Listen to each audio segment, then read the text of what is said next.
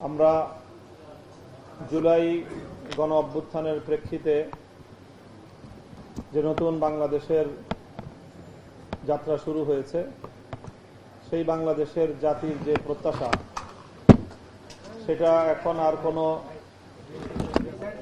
অস্পষ্ট নেই।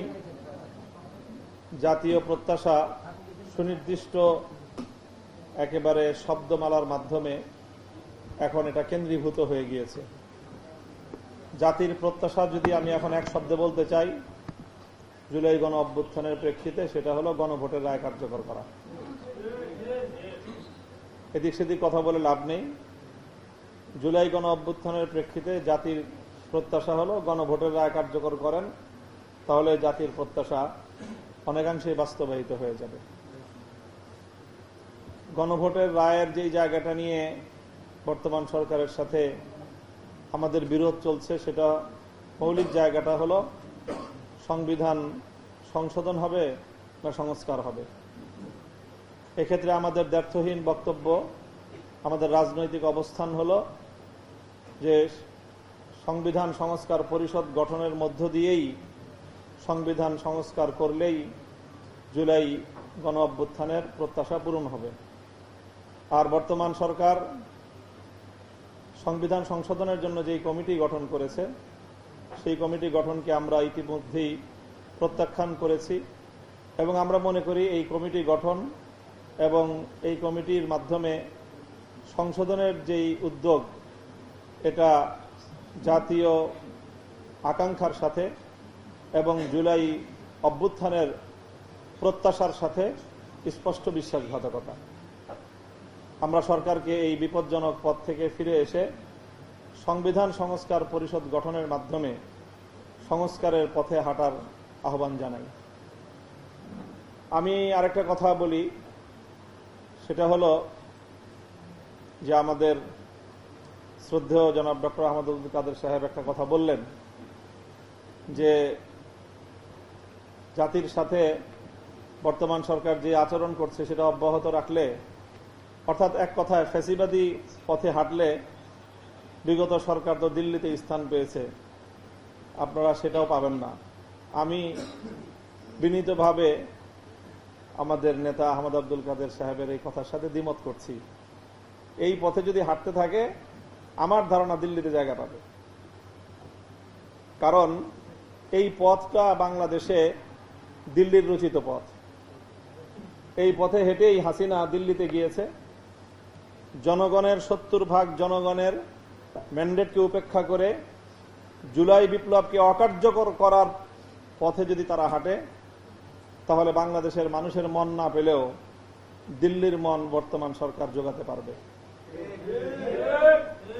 আর দিল্লির প্রতি আমার এখন এই সুধারণা, হাসিনাকে যেভাবে জায়গা দিয়েছে, পরবর্তী ফ্যাসিবাদীকেও দিল্লি জায়গা দিবে বলেই আমার ধারণা। কাজে আমি সেটা নিয়ে শঙ্কিত না যে তারা দিল্লিতে জায়গা পাবে না। আমি বলতে চাই সেটা হলো যে বিগত সরকারের একটা পলিসি ছিল, আমার মনে হচ্ছে যে এই সরকার কদমে কদমে শেখ হাসিনাকে অনুসরণ করতে চাচ্ছে। তার মধ্যে একটা হলো, বিগত সরকারের একটা কথা ছিল, বিশেষ করে আমাদের ইসলামপন্থী দলগুলোকে, যে আপনারা আওয়ামী লীগের বিরুদ্ধে আন্দোলন করেন, কিন্তু এই বিএনপি জামাতের সাথে যান কেন, আলাদা থাকেন। এটা ছিল আমাদের সকলের প্রতি। আমরা যারা ইসলামী রাজনীতি করি আমরা জানি যে তারা আমাদেরকে উৎসাহ দিত, আওয়ামী লীগ, যে আপনারা আওয়ামী লীগের বিরুদ্ধে কথা বলবেন, আন্দোলন করবেন, সংগ্রাম করবেন, কিন্তু খবরদার বিএনপি জামাতের সাথে মিলবেন না। আমি দেখছি বর্তমান সরকারের ঠিক সেই একই পলিসি গ্রহণ করতেছে, যে আপনারা দাবি করেন, কিন্তু দাবিটা যেন সরকারের বিপক্ষে কেন্দ্রীভূত না হতে পারে, এক জায়গায় এসে শক্তিশালী হতে না পারে, সরকার সেই পলিসি গ্রহণ করার চেষ্টা করছে। আরেকটা পলিসি শেখ হাসিনাকে অনুসরণ করছে, ইসলামপন্থীদেরকে কিছু স্বার্থ দিয়ে, কিছু সুযোগ সুবিধা দিয়ে তাদেরকে তাদের রাজনৈতিক দাবি দাওয়া ভুলিয়ে দেওয়ার একটা চেষ্টা।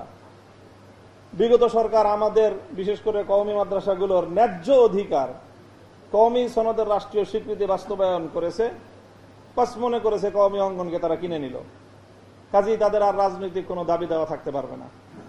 আমার কাছে কেন যেন মনে হচ্ছে যে আমাদের প্রিয় প্রধানমন্ত্রী জনাব তারেক রহমান সাহেবও শেখ হাসিনার এই নীতিটাকে অনুসরণ করতে চাচ্ছেন। আমাদেরকে আরো কিছু সুযোগ সুবিধা দিয়ে দিবেন, আমাদেরকে বলে দিবেন যে কওমি মাদ্রাসার যে দাবিগুলো আছে সেগুলো আমি পূরণ করব। ইতিমধ্যে তিনি ইমাম মুয়াজ্জিনদের বেতন ভাতা দেওয়ার ঘোষণা দিয়েছেন। সামনে আশা করছি এবং আমরা সুধারণা রাখছি যে আরো কিছু গুরুত্বপূর্ণ দাবি দেওয়া আছে। প্রাইমারি স্কুল, হাই স্কুলগুলোতে ধর্মীয় শিক্ষক পদে কওমি মাদ্রাসার সনদে যেন চাকরি হয়, সেটাও উনি বাস্তবায়ন করবেন এই প্রত্যাশা রাখি। কিন্তু যেটা আশঙ্কা করি সেটা হলো যে এটা দিয়ে বলবে যে আপনাদের আর রাজনৈতিক দাবি দেওয়ার তার কিছু নাই, চাকরি পাইছেন আবার দাবি কি? এটা যদি করেন তাহলে এটাই হবে শেখ হাসিনাকে পদাঙ্ক অনুসরণ। কাজেই আমরা সরকারের ভালো কাজগুলোর প্রশংসা করতে আমরা কুণ্ঠিত না। সরকার দিল্লি যেভাবে শেখ হাসিনাকে পুনর্বাসন করার ইতিমধ্যে আনুষ্ঠানিক কার্যক্রম শুরু করেছে, সেখানে প্রেস কনফারেন্স করবার মতো একটা আয়োজন করে দিয়ে দিল্লি যেভাবে বাংলাদেশের রাষ্ট্রকে অসম্মান এবং অপমান করেছে, সেই জায়গায় আমাদের সরকার পররাষ্ট্র মন্ত্রণালয় থেকে একটা বিবৃতি দিয়েছে এবং বিবৃতিটা যথেষ্ট কঠোর হয়েছে। আমরা সেটুকুকে সাধুবাদ জানাই। তবে আমরা মনে করি যে শুধু এতটুকুই যথেষ্ট নয়, দিল্লির এখানে যে হাই কমিশনার আছে তাকে তলব করে এই বিষয়ে শক্ত অবস্থান বাংলাদেশে জানান দেওয়া উচিত।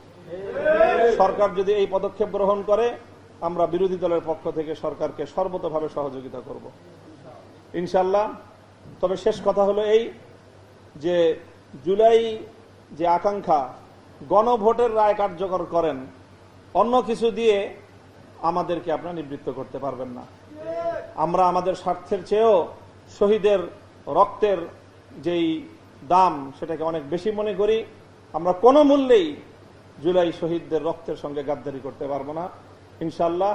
আমরা এভাবে যার যার জায়গা থেকে যে কোনোভাবেই হোক, যারাই জুলাই সনদ এবং গণভোটের রায়ের কার্যকর করার পক্ষে আছি, আমি মনে করি সবাই যার যার মঞ্চ থেকে কাজ করলেও আমাদের মধ্যে একটা সমন্বয় যদি থাকে, তাহলে এই সরকার আজ না হয় কাল এই দাবি মানতে বাধ্য হবে ইনশাআল্লাহ। আসসালামু আলাইকুম ওয়া রাহমাতুল্লাহ।